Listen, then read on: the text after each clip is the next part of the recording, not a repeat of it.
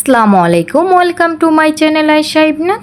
গরমে তৃষ্ণা নিবারণের জন্য এক গ্লাস কাঁচা আমের ঠান্ডা জুস যদি হয় তাহলে তো আর কথাই নেই। তো চলুন তৈরি করে নিই। তো আমি প্রথমেই গাছ থেকে কিছুটা পুদিনা পাতা ছিঁড়ে নিচ্ছি। এই যে দেখুন, একদম ফ্রেশ টাটকা পাতাগুলো। তো এরপর আমি প্রায় 3টির মতো কাঁচা আম নিয়ে নিয়েছি। আমগুলো কিন্তু অবশ্যই কাঁচা হতে হবে। তো এরপর যেগুলো আমি ছিলে নিব। তো আমার ছেলা প্রায় কমপ্লিট। এখন আমি পরিষ্কার পানি দিয়ে এগুলোকে ভালো করে ধুয়ে নিচ্ছি। এরপর আমি পাতলা করে এগুলোকে কেটে নিচ্ছি, এতে করে কি ব্লেন্ড করতে খুব সুবিধা হয়। তো আমার কাটা প্রায় কমপ্লিট। এখন আমি একটি মিক্সার নিয়ে নিচ্ছি। তো মিক্সারের মধ্যে আমি সম্পূর্ণ আমগুলো দিয়ে দিচ্ছি।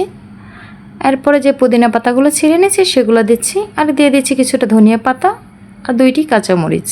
এতে হালকা একটু ঝাল হয়, খেতে খুবই ভালো লাগে। আর দিয়ে দিচ্ছে হাফ কাপের মতো চিনি আর হাফ চা চামচ বিট লবণ আর প্রায় 1 টেবিল চামচের মতো লেবুর রস, এটা টেস্ট বাড়ানোর জন্য। আর প্রথমে অল্প কিছু পানি দিয়ে আমি ব্লেন্ড করে নিব, পরে আবার পানি মিশিয়ে নিব। আমার ব্লেন্ড করা প্রায় কমপ্লিট। তো এই পর্যায়ে আমি একদম ঠান্ডা পানি দিয়ে দিব, প্রায় হাফ লিটারের মতো। তো এরপর আমি হালকা একটু ব্লেন্ড করে নিচ্ছি। এই যে দেখুন, তৈরি হয়ে গেল আমার ঠান্ডা ঠান্ডা আমের জুস। এটা কিন্তু গরমে খেতে খুবই ভালো লাগে। তো এতক্ষণ আমার সাথে থাকার জন্য আপনাদের সকলকে অসংখ্য ধন্যবাদ।